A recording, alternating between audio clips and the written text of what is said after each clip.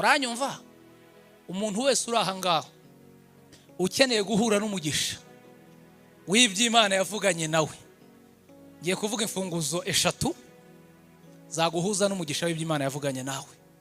Uve hano uzitahanye, nunyemerera ukumva amagambo ngiye kukubwira, mu minsi iri imbere uzajya utubwira ngo nabonye umugisha. Kuwuririmba, kuwuvuga, kuwukora turawukeneye ufatika urahari. Baririmbye Jehova Yire bavuze ngo kugira ifeza n'izahabu nabyo ni byiza, kubaho neza nabyo ni byiza, ntacyo bitwaye. Umugisha rero, iyo umuntu yahawe umugisha ubuzima bwe burahinduka. Urufunguzo rwa mbere rwaguhuza n'umugisha w'iby'Imana yavuganye nawe ni urufunguzo rwitwa umwete, umuhati, courage. Mu ndebe iki? Umwete. Bantu babaye abanebwe barangiza ngo mu ndebe, barangiza ngo Imana yaravuze ngo tuzakira. Ntuzakira utagira umwete mu byo ukora. Niba hari ibintu birembeje igihugu, niba hari ibintu birembeje isi, niba hari ibintu birembeje umuryango, niba hari ibintu birembeje itorero, n'abanebwe batagira ishyaka, batagira umwete mu byo bakora. Igihe cyose utagira umwete ntabwo bikunda kuzakira. Uranyumva? Unkurikire. Ntabwo imyaka ufite wari ukwiye kuba ukirya iwanyu, jya kurya iwawe. Gira umwete ushake.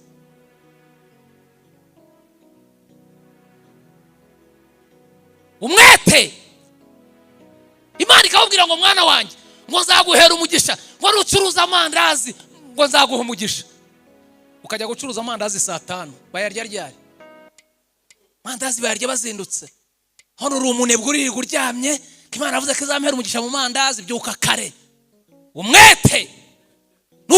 Niba ufite gahunda yo gusenga, zinduka. Kuririmba umwete, kubwiriza umwete, guhanura umwete, kugira ngo mbe naje ahangaha, kugira ngo mbe ndahangaha. Ni umwete uriya mugabo. Mumubaze inshuro yampamagaye ko zingana, yaratitirije. Agira umwete. Iyo utagira umwete ntacyo ugeraho. Umwete n'urufunguzo ruguhuza n'umugisha. Na Bibiliya ikivuga, iravuga ngo gusenga k'umukiranutsi kugira umumaro mwinshi iyo asenganye umwete. Haleluya! Ntabwo gusenga kwawe kuzagira umumaro utagira umwete. Haleluya! Urufunguzo rwitwa iki? Hari abantu bari hano Imana yabwiye ko izaha imodoka. Murimo? Imana yabwiye imodoka. Nanjye yarayimbwiye.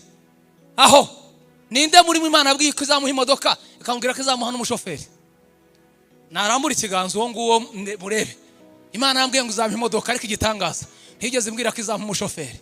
None ko yakubwiye imodoka ikabitabeshye, ubu none ahiguhaye wayimaze iki? Uze kuyitwara nta cyangombwa na kimwe ugira, kandi Imana yarabivuze, uricaye gusa. Imana yambwiye ngo izamuha imodoka. Gira umwete, jya gushaka ibibanza.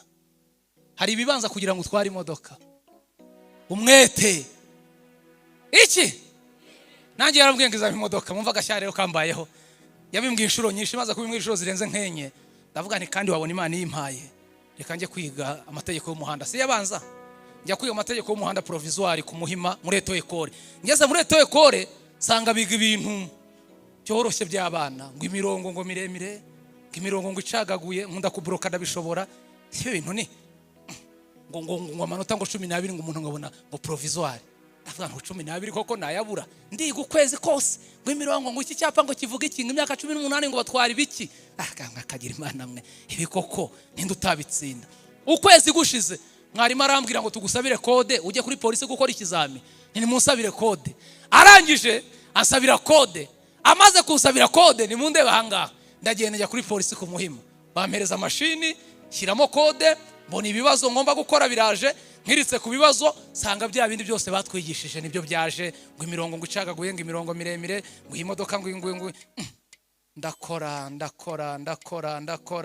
Nyuma hari umupolisi ndakora, ndemeza ku manota nkanze, aho nemereza hazamo amanota 11. Umupolisi arambwira ngo sohoka watsinzwe. Ni hoya? Atubuze rimwe. Mana we. Ndasohoka umushinyi uranyisha, ngeze hanze mwarimu arampamagara. Arambwira umukozi we watsinze, ntinabuze rimwe. Arambwira ngo bibaho hano iwacu iyo watsinzwe wemereye kugaruka gusibira. ugaruke wongere wige, rimwe uzahita uribona, ntugire ubwo buzatsinda. Subira gusibira mu mirongo. Tababara. Ndagenda ngezeyo ndakora. Icyumweru gishize arambwira ngo bari gutanga kode n'ubundi twagufatira. None ko turi gusubiramo bya bindi ntifatira kode. Subira kuri polisi. Ngeze ku nyuma nakije machine isizemo kode. Neza haza kopi ya bya bibazo twakoze ubushize avuga mwakagira Imana. Umunota 12 ndemeza ndakora nkiritse kwemeza ikizami nzamuye amanota haza 11. Umupolisi arambwira ngo sohoka watsinzwe. Sohoka mvuga ngo n'ubundi ni wacu ntaho twaye imodoka. Munkurikire mu nyumva. Mwumva ukuntu Satani ari umugome. Mwumva ukuntu aduca intege. Mwumva ukuntu tubura umwete. Ntahavuga ngo n'ubundi ibintu nisizemo, n'ubundi wacu ntaho twaye imodoka. Ntahanabivuyemo byarangiye. Mu kwezi ko hirya kwashize njya kwigisha Kacyiru, cyari igiterane cyo gushima Imana cyitwa ngo garuka ushime. Haza umusore aza gushima Imana, aravuga ngo nshaka ko mumpera Imana icyubahiro mukashimira Imana. Nabonye provisoire ariko nari maze gukora inshuro 38. Dore umwete we inshuro 38. Stade zose yazikoreyemo, online yarakoze, ku bibuga yarakoze, abona 4 7 8 10 11 inshuro 38. Nasubiye kwiyandikisha nzongera nkore mu kwa 7. Gira umwete none ni wanga, ejo nibyongere. Komeza udepose, komeza wa praying, komeza wige, komeza. Haleluya! Umwete. Kucyumva imyaka ufite utatwara imodoka. Imyaka ufite kucyumva utakiga. Imyaka ufite kucyumva utakubaka. Imyaka ufite kucyumva utakira. Urasabwa gutunga urufunguzo rwitwa iki? Umwete. Biriho mwicaranye ngo uyu mwaka ni umwete. Ko mutavuga? No mu rusengero mujya mufashwa, mujya mushyiramo umwete. Mujye mureka ibintu byo kwigira abanyakigali. Murasabwa gutunga urufunguzo rwitwa iki? Umwete. Mwete. Hago bizakunda utagira umwete mu byo ukora. Haleluya! Ko ndi kubona ndafashwa kubarusha kandi bitemewe. Birasaba ko tujya kuri level imwe kugira ngo munyumve. Umwete. Iki?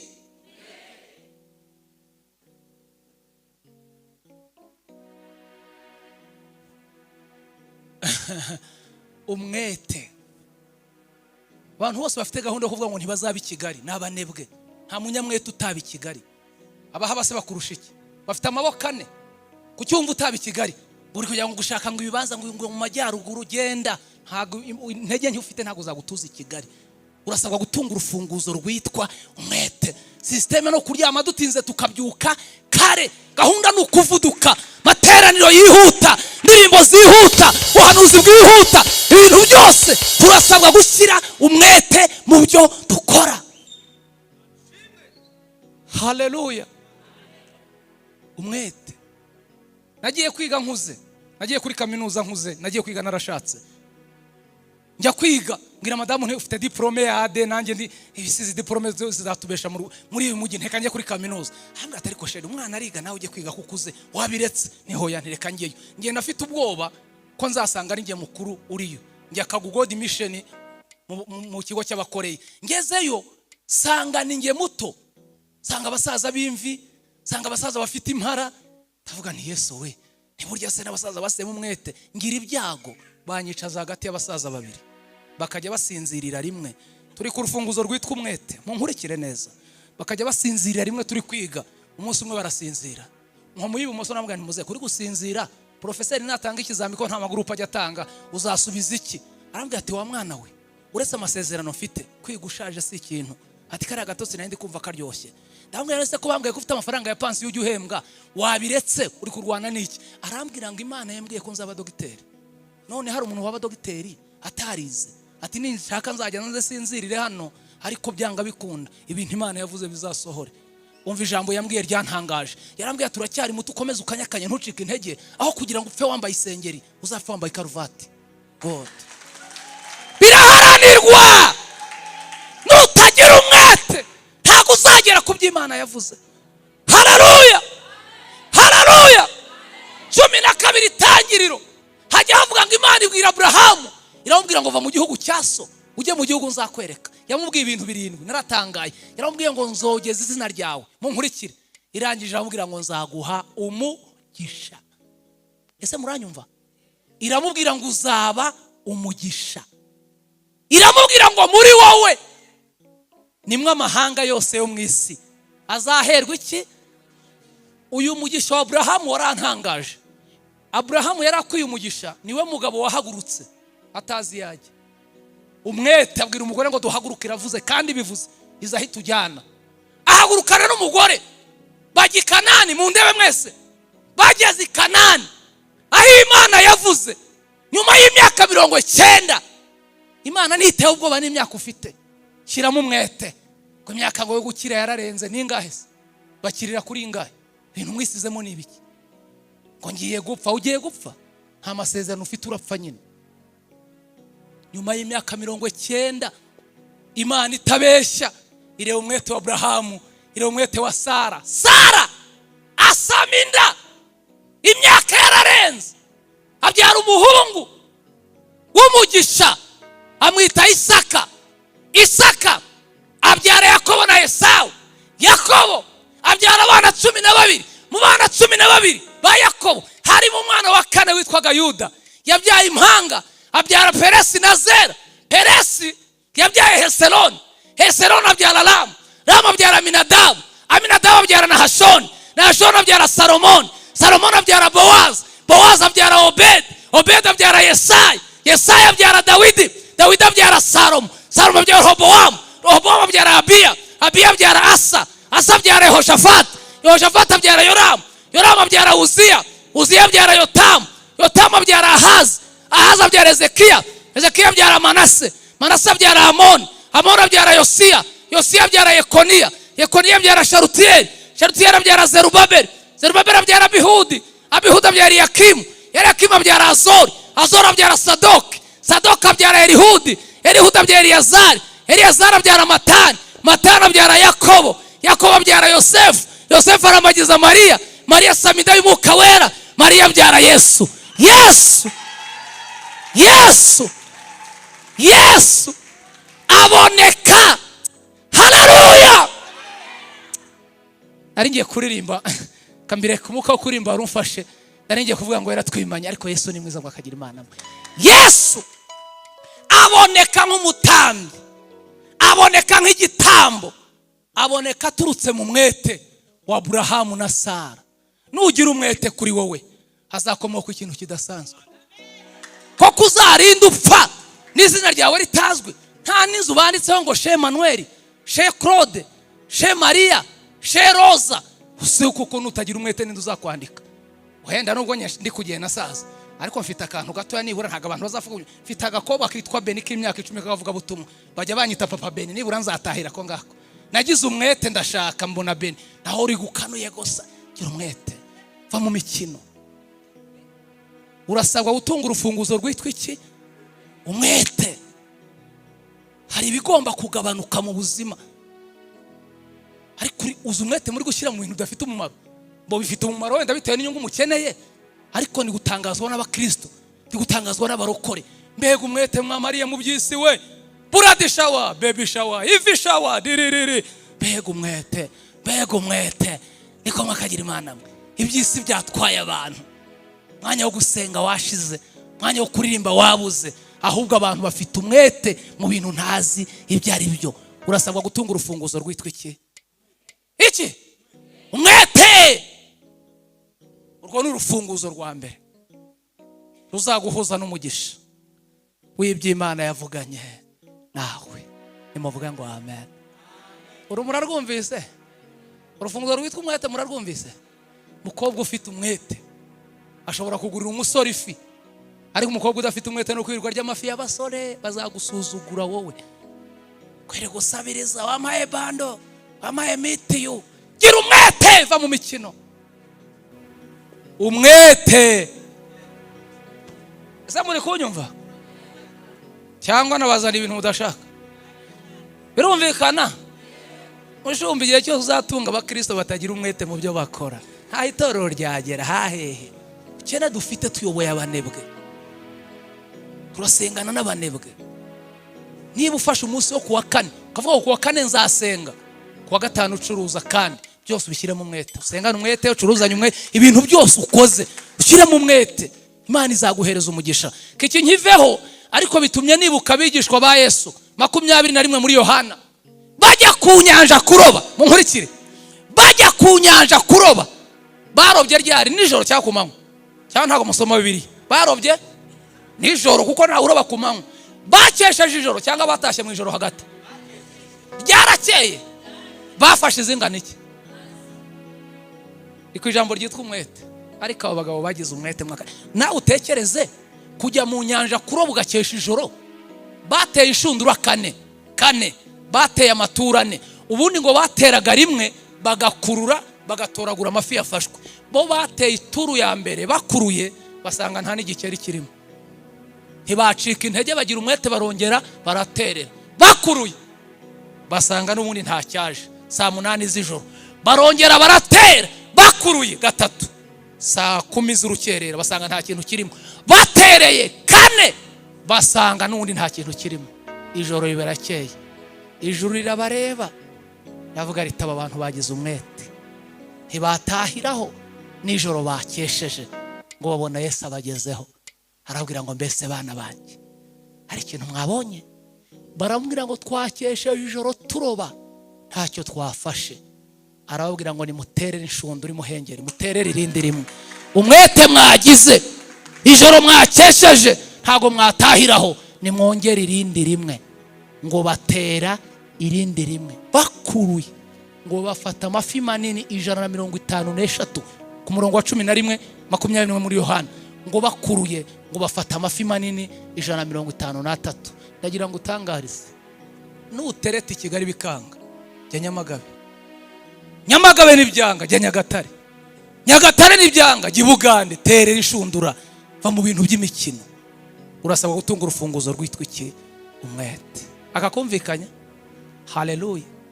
Munyumve haleluya. Munyumve haleluya. Umwete ni mubugira mu bihe biri imbere. Uyu mwaka utari washira cyane dusanga hano hanze haparitse imodoka. Ntago twese tuzatuzana moto. Mufite parikingi ariko nabonye nta modoka nimwe iri hano. Umwete uzatuma muparika hangaha. Murasabwa gutunga urufunguzo rwitwa iki? Ko mutavuga umwete kabisa. Muri Kigali kuhaba no umwete. Babwira urufunguzo rwa kabiri. Urumwarwumvise? Haleluya. Munyumve haleluya. Baririmbye haleluya. Usirimbe ariko unaterete. Ibyo gusirimba gusa udatereta uzashyiramo umwete. Usirimbe ushake na provisoire. Usirimbe unadepose. Uririmbe unaprayinge. Birakorana, biruzuzanya. Imana izaguha umugisha. Amen. Urufunguzo rwa kabiri rwaguhuza n'umugisha w'iby'Imana yavuganye nawe n'urufunguzo rwitwa kwimenya, kwisobanukirwa. Kugira gute? Kwimenya, kwisobanukirwa. Igihe cyose utari wimenya, igihe cyose utari wisobanukirwa, ubaho nabi. Mundebe, iyo utarimenya, iyo utarisobanukirwa, ubaho nabi. Wambara nabi, urya nabi, uryama nabi, ugendana n'ingegera kubera kutisobanukirwa. Ariko iyo wamaze kwisobanukirwa, ntiwicara aho ubonye, nturya ibyo ubonye, ntugenda aho ubonye, kuko wamaze kumenya uriwe. Nabwiye abajene Kicukiro hepfo ahangaho ubushize, ubu imyenda y'abana nihenze ku isoko. Kubera iki? Abakobwa bakuru bose bari kwambara imyenda y'abana kubera kutimenya. Iyo wamaze kwimenya, umenya imyenda igukwiriye, umenya aho uhahira, umenya aho wicara. Ese guhura n'umuntu amaze ko umuntu umaze kuba umusirimu, kusigaye ufite amafaranga, iyo ushatse kuruhuka ushaka gufata akantu ko kunywa wicara ati Nyamirambo ku Marangi, ati yaba igikoma cya 400. Umuntu wisobanukiwe ajya kunywa igikoma ku Marangi. Unywera icyayi he? Unywera fanta he? Wicara he? Kwisobanukirwa n'urufunguzo ruguhuza n'umugisha. Kwimenya. Ese akantu muri kukumva? Haleluya. Mundebe hano babwira aka kantu. Haleluya. Umushumba wanyu twamaranye hafi cyumweru cyose mwivuga butumwa i Bugande. Nibwo bwa mbere twari duhuye, we ransanzwe nzi, ngewe ntamuzi. Duhura bwa mbere twamaranye cyumweru cyose, tuba mu nzi imwe, dukorana umurimo umwe, tugenda mu modoka. Cyumweru cyose twamaranye umurimo w'Imana. Imana yigeze irambwira ngo mwana wanjye nzakuriza indege, irabimbwira ngewe. Kimwe nuko hano hari abantu Imana abwiye ngo izahuriza indege ngo bazajya hanze, barimo hano ariko bicaranye irangamuntu. Imana yabwiye ngo nzajya hanze, uzagenda n'irangamuntu. Turi ku ijambo ryitwa kwimenya, kwisobanukirwa. Imana yaje irambwira ngo izanyuriza indege. Navuga ntese mwakagira Imana mwe, indege nzaba njya hehe? Ariko Imana ntigira ubwoba bwo kukureba nakavukire n'imibereho, ikakubwira ibintu bireze ibyo wibwira n'ibyo utekereza. Imana irabimbwira bibaho ngaho. Mu bihe byashize, mu mwaka washize, mbona amafaranga antunguye, ntiyari menshi ariko ntiyari na make. Nyarebye ndavuga ni gute umuntu umugabo nkanjye nshobora kuba i Kigali ntagira passport. Ndagenda ngura passport y'ibihumbi 100 y'imyaka 10, nta rugendo mfite, nyikrasa mu byangombwa byanjye. Yo wisobanukiwe, hari ibyo ugomba gutunga kubera ko wamaze kumenya uri we. Ngura passport y'imyaka 10 y'ibihumbi 100, nyishyira mu byangombwa. Ndavuga nanjye ntunge passport. Imana nigireba abantu bisobanukiwe, nanjye ijye mbonamo, mbone ko n'umuntu wisobanukiwe. Ibona passport nzayimaze iki? Noneho nyishyira muri document. Haciye ibyumweru 2 nyifasha, mbona umushumba arampamagaye yitwa Karenzi. Nabonye nyina yarigeze kubasura, arampamagara arambwira ngo umushumba nitwa Karenzi, mbi Kampala, twarakubonye kuri YouTube uri kuvuga ubutumwa, none hari urusengero tugiye gutaha, turumva twifuza ko mubigisha bazaza kutwigisha, nawe wazaba urimo. Ugira passport? Maze ibyumweru 2 nyifasha, ntindayigira mushumba. Arambwira ngo none indege ukunda kugenda nayo ni iyihe? Kwisobanukirwa. Indege nkunda kugenda nayo narinzi yihe? Ko narinzi Nyabugogo gusa. Nutisobanukirwa ndakurahiye uzabaho ubuzima bubi. Urumva iby'indege ntabyo narinzi, ariko narinzi Rwandeya, bajyaga bayivuga numva. Ndabwira ni mushumba indege nkunda kugenda nayo ni Rwandeya. Arambwira ngo ntuve ku murongo, gume ku murongo, tujye ku kibuga cy'indege tubaze uko amatike ahagaze, itike turakatisha. Tuhirirwa ducata, aragendera ku kibuga cy'indege ati tubonye Rwandeya izaza mu kwa 5, aya matariki, aya masaha, uriteguye? Nta kibazo mushumba. Ankatishiriza itike ya Lele Tour kuri Rwandeya. Arambwira ngo aya matariki bitegure uzaza. Ndaza mbwira madamu nti bankatishiriza itike y'indege. Arambwira ati witagura passport ari kuzajya gutegera Nyabugogo. Timanisha kwisobanukirwa. Arajambwira ati Imana ishimwe koko, burya nta jambo Imana igivuga ngo rihere. Warakoze kugura passport hakiri kare, irwaneho wisobanukirwe. Madamu arambwira ngo uzamara iminsi ngahe? Ntinabonye nzamara iminsi 6. Arambwira ati iminsi 6 rero ni myinshi, urasabwa kujyana imyenda myinshi. Nta kibazo. Anzingira imyenda. Amaze kuzinga imyenda agiye gushyira mu gikapu, asanga nta gikapu cy'amapine ngira. Ubure passport, ubure n'igikapu, ariko mureke mbabaza. Kutisobanukirwa. Reka mbabwire, buri Imana hari ujya gusubiza ihereye ko nawe ubwawe wamaze kwisobanukirwa. Ndagenda ngura igikapu. Igihe cyo kugenda kiragera, baraza baramfata, bafite amamodoka banjyana i Kanombe. Mfata Rwandeya ngera i Kampala, sanga baje kumfata. Nambwirije nk'iminsi 2, pastor mbona nawe arahansanze. Ibyahabereye we warabyumva, arabizi cyane. Umunsi wo gutaha baramperekeza, ndaza ngeze mu Rwanda sanga baje kunyakira i Kanombe. Baranjyana mu rugo, nsanga mu rugo batetse ibintu bikomeye. Yasubiye mvira mu Nyabugogo, ndari kuza kunyakira.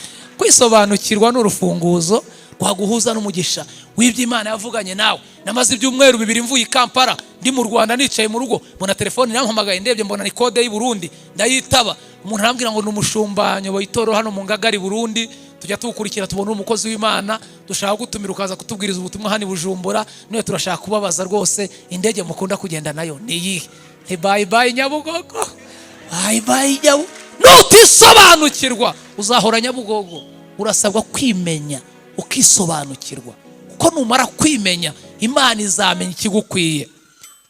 Yarambwiye ngo uzaza niyihe ndege? Nkaba ndi kuva i Kampala naje muri Rwandeya, bari kuvuga ngo hari ibidege binini ngo byaje ngo bigira umunyenga ngo byitwa Kenya Airways. Kanjya mu gutwi bitambwira umushumba w'ibujumbura nti ngenda na Kenya Airways. Kwisobanukirwa, mujye umenya n'amakuru. Cyambere n'amakuru ati ukatishije kuri Kenya Airways niyo ukunda, ntiyego ni Kenya Airways. Aragenda akatisha Kenya Airways. Ndagenda i Kanombe, fata Kenya Airways, nshisha muri Kenya, baduhindi itujyanye mu Bujumbura. Tugeze i Bujumbura nasanze baje kutwakira. Umukozi w'Imana asanga itorero ryohereje delegation iza kunyakira, uhagarariye urubyiruko, uhagarariye abagore, uhagarariye abagabo, uhagarariye abana, uhagarariye abadiakoni, abantu 6, buri wese afite ururabyo. Bampaye indabyo 6 ntapfuye, ndi muzima. wazimpaye ndazakira. Urasaba kwisobanukirwa. Ntawe uzaguhura urabyo utari wisobanukirwa. Nutimenya uzarwakirira rusororo, ariko iyo wamaze kwisobanukirwa hari ibyo wakira ukiriho. Urufunguzo rwitwa kwimenya. Haleluya. Urufunguzo rwitwa kwisobanukirwa. Ntago umukobwa nkawe ari guteretwa n'ababonetse bose. Oya, isobanukirwe. Ntago uguhamagaye wese witaba. Isobanukirwe. Ntawe ukujyana aho abonye hose. Isobanukirwe. Iyo utari wisobanukirwa, iyo utari wimenya, ubaho nabi. Mu bintu biduhuza n'umugisha w'iby'Imana yavuganye natwe harimo urufunguzo rwa kabiri rwitwa kugira gute? Kwisobanukira, kwimenya.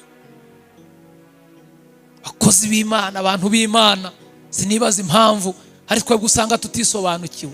Hagendeye ukuntu twambara, umuntu agafata igipira ararana akaba ari cyo azana gusenga. Kutisobanukirwa. Ugomba kuba smart, ugomba kuba basirimu. Wajya imbere y'Imana kareba umwenda uraza kube ubereye ibirori ukavuga uko byamera ko ariso akoso urafashe ibiboda boda ibikweto bihengamye. Isobanukirwa. Menya uriwe uzi imbere y'Imana. Ese muranyumva cyangwa ndi kuvuga ibintu murimo muranyumva? Menya uriwe. Gute utazi mezire wambara? Imyaka ufite gute utazi mezire wambara? Ku buryo ugura ibyenda bitagukwi. Ariko mwabaye mutego.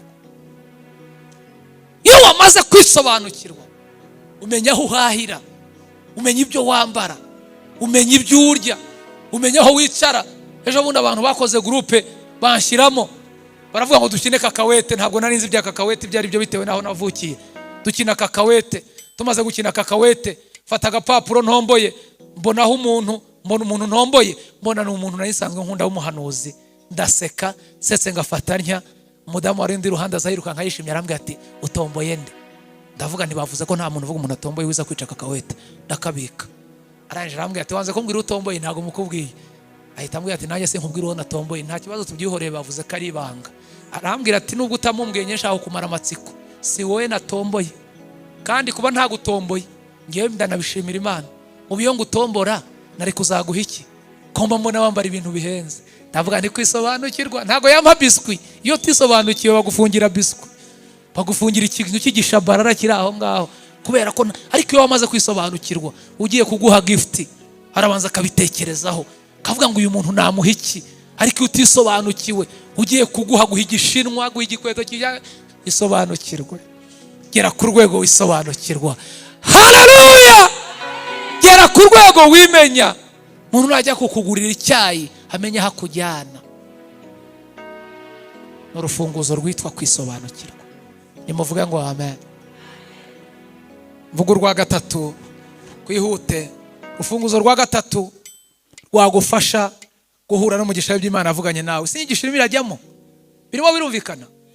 Imana ishimwe cyane. Urufunguzo rwa gatatu rwagufasha guhura n'umugisha w'Imana yavuganye nawe n'urufunguzo rwitwa kwemerwa n'Imana ndetse n'abantu. Kwemerwa n'Imana ndetse n'abantu. Umugisha Imana yakugeneye wose uri mu bantu. Igihe cyose uzaba mu buzima udafite abantu bakwemera, wikemerwa na bose ariko nibura ugire bakiya bakwemera, uzaba ute? Uzahura n'iby'Imana yavuze gute abantu batakwemera? Impamvu ndahanga nuko umushumba wanyanyemera, atanyemera ntago nazahanga. Ndi hano kubera ko anyemera. Nutaba mu buzima ngushaka uburyo nibura uharanira ko Imana, ariko umuntu uvuga ngo ngiye Imana ngifa kubinyemera, yakwemera gute ndikwemeza abantu? Ntago bikunda. Iyi kwemera ikwemeza n'abantu. Kugira ngo uhure n'umugisha w'iby'Imana yavuganye nawe, urasaba gutunga urufunguzo rwitwa kwemerwa n'Imana ndetse n'iki n'abantu. Ngiye duheretse guhura n'umuntu arabwira ngo ndakwemera. Imana ishimwe. Ati none nshaka kukugurira fanta. Nta kibazo. Uzi ko yanjyanye Marriott. Ubwa mbere nari ngeze kubera kunyemera gusa njya kunywera fanta Marriott. Iyaza kuba atanyemera se nayo kubigenzana. Haranira uburyo ugira abantu bakwemera. Kuko nugera mu rwego wemerwa n'abantu, umugisha w'iby'Imana yavuganye nawe uzawakira, uzahura nawo.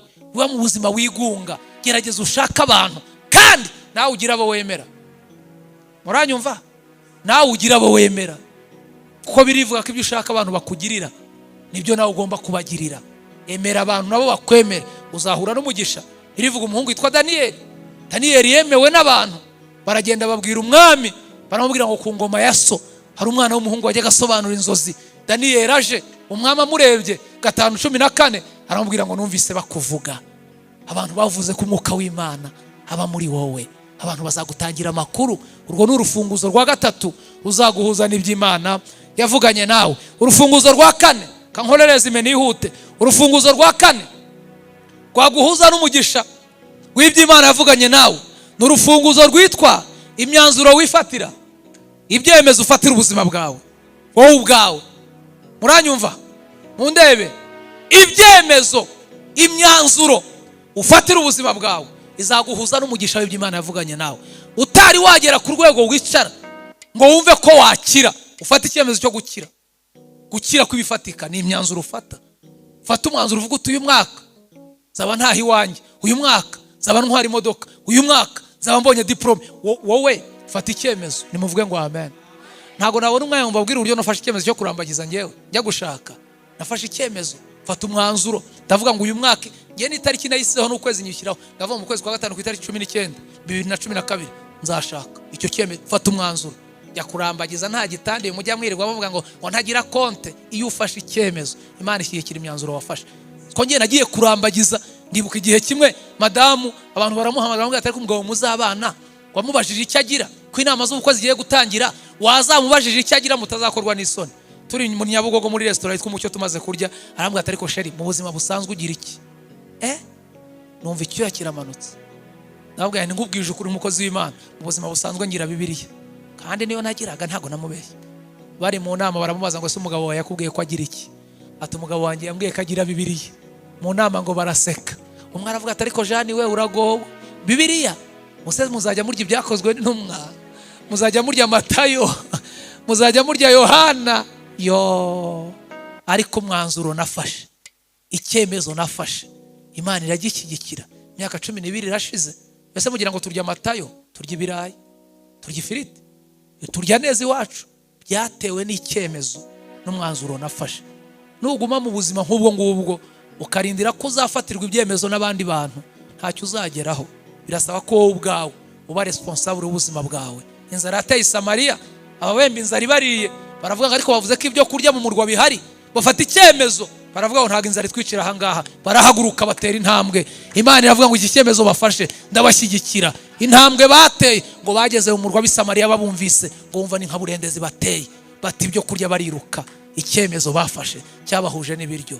Nufata umwanzuro uzabaho neza. Ko n'urufunguzo rwa kane rwaguhuza n'umugisha w'iby'Imana yavuganye nawe. Urufunguzo rwa gatanu rwaguhuza n'umugisha w'iby'Imana yavuganye nawe ni urufunguzo rwitwa gutanga. Byakozwe n'umwa 20:35 haravuga ngo gutanga bihesha umugisha kuruta guhabwa. Uru rufunguzo umuntu wese utarukoresha rwitwa gutanga, kugira ngo uzahure n'umugisha w'iby'Imana yavuganye nawe bizakugora. Abanyafrika tugira ubugugu, nukwirirwa dusaba wamaye kandi akanyenyeri muhindura uburyo. Mwige gutanga, nicyo kintu kizaduhuza n'umugisha. Imana niguha 5 umenye ko hariho 500 atari ayawe. Niguha 100 umenye ko hari 10 bitari ibyawe. Niguha umufuka w'umuceri umenye ko hari abantu muturanye bakeneye kurya umuceri. Igihe cyose twari twasobanukirwa ikintu cyitwa gutanga. Mureke mbabwire, nahaye umuntu muri 2013 mu kwezi kwa gatanu. Nari mfite umwana w'umukobwa w'ibyumweru nka 2 avutse. Bantumira kujya kwigisha ku Muhima, ariko bantumira iwanjye abantu barayibanzaniye ibyo kurya ngo nabyaye. Uzanye umuceri, uzanye igitoki, uzanye amavuta. Barantuye bikomeye. Ngeze mu rusengero ibyo bavuga butumwa amagambo tugira zadukoraho. Ndavuga nti wanjye hari ibyo kurya, Imana arayinkoreye stoke, ntinarabyaye none abantu banzaniye umuceri. Kumbe mu rusengero harimo umuntu waburaye. Njyaho nditakuma ndavuga, abana bafite ikiganiro kuri radio Umucyo saa 8. Noneho maze kuvuga, wa muntu aravuga ati byanga bikunda nidusohoka. Arampatu arabimpaho. Nabivugaga ntazi ko hari waburaye. Maze kwigisha ca mu karyango kari nyuma y'aho pastor bicaye, mpita mfata akamoto njya kuri radio Umucyo. Bamaze gusenga ndebye ku ruhimbi arambura, ariko yibuka ko navuze hano ya kuri radio Umucyo. Azamuka yirukanka ashyiraho agatelefone kari gafite radio, aza yumva, ahagarara ku muryango wa City Plaza nkora ikiganiro ihagaze hasi. Vuga ati namanuka aransanga hano, arampakuriye umuceri. Turi ku rufunguzo rwitwa gutanga. naramanutse nkigera hasi mu marembo ya Plaza nsotse numva umuntu ahoze ku bitugu ati Imana igumugisha twigishije neza ntimurakoze atareka burya no kubima ku rusengero twari turi kumwe ati wavuze ibintu Imana yagukoreye ati Imana yarakugaburiye ati none wa muceri wavuze baguhaye wamaye ikiro kimwe turi ku rufunguzo rwitwa gutanga ndabubwira nti ngiye ntuye mu cyaha hafi yakuno ya Maison de Jeunes mfite gahunda singiye gusubira mu rugo kujya kugwa ku muceri mu rugo byangora ko mfite 2 waba ari byo nguhereza ati byavamo n'imboga maze muhereza 2 arambwira mu nimero ya telefone muha nimero nditahira muri 2017 haciye imyaka 5 hafi 5 bona telefone irampamagaye umuntu arambwira ngo tuye ntuye mu cyaha kuri Maison de Jeunes ati imodoka irahagera ntiyego irahagera ati mukanya uhagarare ku muhanda shaka kukuvugisha narasoze mpagaze ku muhanda mbona herigisiraje mbona havuyemo wa muntu nahaye 2 haciye imyaka 5 yarabyibushye arambwira ati burya cyagiye twavuganaga nafite permis naye narabuze akazi nyuma ya cyagiye Imana aje kuma akazi ntwarira ONG imodoka amaze imyaka 5 nyitwara nibutse neza wangiriye narinje ko kwitura shaka abantu baza gupakururire bino bintu bijyana naramuhaye 2 urufunguzo rwitwa gutanga mu byitoze mu byige nibyo bizaduhuza n'umugisha wirya wenyine wikambara wenyine umuntu agira imiguru 10 y'inkweto amakoti 8 ibitambaro 20 umubimaziki mwige gutanga mutoze ibiganza byanyu ukora nta mugisha tuzabona tutaye twasobanukirwa ikintu cyitwa gutanga urufunguzo rwa 6 nihute nane ku musozo urufunguzo rwa 6 rwaguhuza n'umugisha w'iby'Imana yavuganye nawe n'urufunguzo rwitwa kumenya igihe cyawe kumenya iki kumenya igihe cyawe buriya niba hari ibintu bituma abantu bahusha umugisha no kudasobanukirwa igihe Salomo yaranditse mu mubwiriza 12 aravuga ngo ujye wibuka umuremyi wawe mu minsi y'ubusore bwawe iminsi mibi itaraza n'imyaka itaragera ubwo uzavuga ngo sinejejwe nabyo igihe kigira imbaraga iyo wamaze gusobanukirwa igihe uhura n'umugisha w'iby'Imana yavuze ubu urugamba abantu dufite umuntu Imana yamushyira mu gihe cye aho kubyaza umusaruro igihe Imana imuhaye ngo yakire umugisha Imana imuhaye agapfusha ubusa igihe Imana imuhaye ndabaha urugero hari abantu barambagizwa bakanga uri hari igihe cyo kurambagizwa n'igihe kitari cyo kurambagizwa minkanyari yamara koza mu nsengere barakurambagije uranga igihe kirakurenga none tugusengera wewe wabyishe menya kubana menya gukorera mu gihe cyawe haleluya gihe abantu nyo umuntu ugeze abwira ngo ni musengere uri abantu banasenga n'abahanuzi bambona nabo barahuye n'ibibazo bikomeye gihe umuntu ugeze ahamagara ambwira ngo ni musengere ngo yahuye n'ikibazo mubaze ikibazo yahuye nacyo ndatangara arambwira ngo yasenze Imana ngo ayisaba telefone ngo yatache ngo none ngo Imana yarayimuhaye ni none se nsengera iki ati ni ikibazo mfite nuko umuriro usigaye ushiramo nta muntu umpamagaye ni igihe hari igihe cyo guhamagarwa n'igihe kitari cyo guhamagarwa rero iyo utari wabimenya abantu baguhamagara ukigira hatari muri kuririmba ahangaha namunye umukobwa ahangaha ari kwantona kabisa afite ijwi ejo bundi rizaba ryagoramye rigikunda ntonasha hari igihe mikoro bayikwaka bakayiha abandi ndababe igihe kiguha mikoro ubundi kikayikwaka niko igihe kimeze izi stage muri kubona twirwa duhagararaho hari abazi banjeho hari amashutimu yaririmbye hari abahanzi baririmbye ravuga butumwa bavuze bari hehe igihe cyarabatwaye yutamenya ubwenge yudashatse uburyo igihe cyawe kibyaza umusaruro uhusha umugisha w'iby'Imana yavuganye nawe funguzo rwa 7 urufunguzo rwitwa ubwenge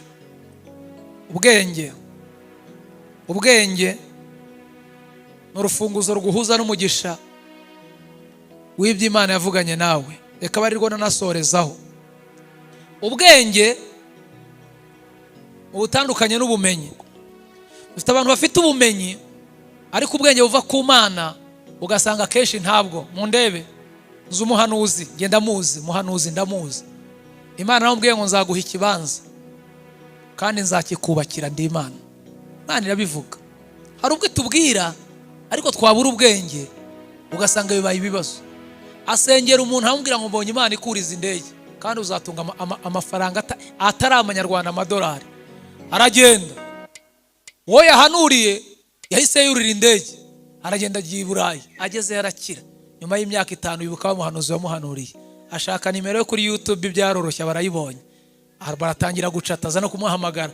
Aramubwira ati bwa buhanuzi wamuhanuriye bwarasohoye, byarangiye burya ngiye, umusigaye ntunza amadolari nko kuba bihanuye, none shaka kugurira fanta, iyi nimero yawe ijya yakira amafaranga avuye hanze. Ati rwose irayakira nta kibazo. Amwohereza amadolari 1,000, ni miliyoni y'amanyarwanda. Ayabonye ahita ahamagara abahanuzi bagenzi be, ahabwa ati Imana yavuze ko izaho amafaranga, atari kiyamaye nari maze iminsi mfite stress naniwe, niho umuntu yajya akaruhuka akagubwa neza. Baramubwira ngo ku Gisenyi kuri Serena ufata shambure ukajya urya ifi ukajyama ku mazi, stress ihita ishira. Turiye ku rufunguzo rwitwa ubwenge, aragenda afata icyumweru cyose Gisenyi, miliyoni arirya arayimara. Turiye ku rufunguzo rwitwa ubwenge, guhura n'umugisha bitaba gutunga urufunguzo. Aragaruka arasenga, aba mu butayu arasenga. Hashize amezi 5 wa muntu hongera amuhamagara ati numashaka kugurira indi fanta, amwohereza amadolari 500, ibihumbi 500. Ahita abwira bagenzi baterega ngiye mu iminsi Imana iri kungira neza n'amadolari. Ati nihe handi hagezweho? Ati Karongi kuri Betania muri Eperi. Ajya ku Kibuye ku mazi 500,000 arayarya. Haciye iminsi nzarira muri ajya mu butayu kubaza Imana impamvu yamubwiye ikibanza ntikimuhe. Aravuga ati niba uginye ikibanza wambwiye wampaye ibyo kurya. Imana ati ikibanza narakiguhaye kera, warakiriye kiri mu ndura kigendana. Buriya umugisha Imana ivugira utanga, ahubwo hari ubwo uhereza abantu ariko bakabura iki? Ubwenge. Niyo mpamvu rero nshaka ko dusenga. Nta muntu n'umwe uri aha ngaha Imana itabwiye umugisha. Niki gituma udahura nawo? Hari icyo ubura, hari urufunguzo udafite, ariko wemeye kurwakira, wemeye kurufata, ni imbere y'Imana umugisha Imana yagusezeranije wawubona. Turirimbe, dusenge, tubwirize, duhanure, twige, dusome, tubyare, ariko iby'Imana yavuze tubigire mu ruhare. Imana yaguhaye ubwenge kugira ngo uhitemo, yaguhaye amaso kugira ngo ubone, yaguhaye amaboko kugira ngo ukore, yaguhaye amaguru kugira ngo ugende. Ibintu byose Imana ivuze urasabwa kwakira imbaraga ziguhuza nabyo. Ndagira ngo munyemerere dusenge. Umuntu wese uri aha ngaha atekereze ku mugisha Imana yamubwiye, atekereze ku by'Imana yavuganye nawe. Niki gituma bidasohora? Gituma bitagerwaho? Nta ruhari wawe ubifiteho. Imyaka ufite, amahirwe wagiye ubona, habaye iki? Kuki ibintu Imana yavuze haciye imyaka ingana itya? Reka nsoreze kwaka turishe nanga gakeya. Umusore Imana yamubwiye ngo nguhaye umugore mwiza n'amafaranga. Yamubwiye ngo ndi Imana nguhaye umugore mwiza n'amafaranga. Imubwira afite imyaka 30, igera muri 45. Aravuga umenye Imana yarambeshye. Aravongeye kubibaza impamvu yambwiye umugore n'amafaranga ntibimpe. Ngo ari mu nzira ajya gushaka Imana ngo ayibaze, ahura n'umukobwa. Umukobwa aramubwira ati ko mbona watanyure kujyayo. Ati wa mukobwa Imana yarampemukiye. Yaguhemukiye ite? Ati yambwiye umugore n'amafaranga. Imyaka 45 irageze, arambwiye mfite 30, 15 yose ntegereje. Ati yo, ati nanjye uyimbarize. Yambwiye umugabo mfite 28, ize 38. Narinzi ko ari nyenye yakujeho, uyimbarize nanjye impamvu.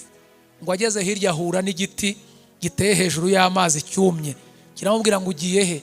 Ati ngiye kubaza Imana impamvu yambwiye umugore n'amafaranga ntibimpe. Ati nanjye uyimbarize, dore mba hejuru y'amazi ariko narumye, kandi ibindi biti biba hejuru y'amazi biba byaratoshye. Uyimbarize impamvu ndatoha. Ati ndayikubariza. Ngo ageze hirya ahura n'intare. Intare aramubwira ngo ugiye he? Ati ngiye kubaza Imana impamvu yambwiye umugore n'amafaranga ntibimpe. Ati nanjye uyimbarize impamvu inzara igiye kunyicira mu ishyamba kandi izindi nyamaswa zibona umuhigo. Ati ndayikubariza. Ageze ku Mana, Imana yabwiye tuje gukora iki? Ati Mana nzanywe no kukubwira ko ibintu wambwiye utabisohoje. Ati nakubwiye iki? Ati wambwiye umugore n'amafaranga, none imyaka yararenze. Ati nguye igiseko mbere yuko ngusubiza. Mbere yuko nsubiza hari abantumye. Hari umukobwa nahuriye nawe mu nzira nawe wagize ikibazo, hari igiti kiri hejuru y'amazi cyananiwe gutoha, hari n'intare igiye kwicirwa n'inzara mu ishyamba kandi izindi nyamaswa zibona umuhigo. Imana ati sinkigusubije, banza usubire ahubwo banza usubiriza abo bantu. Umbwirire uwo mukobwa ku musore wa mbere bazahura akamwishimira, bazategura umushinga w'ubukwe, ndi Imana nzabashyigikira.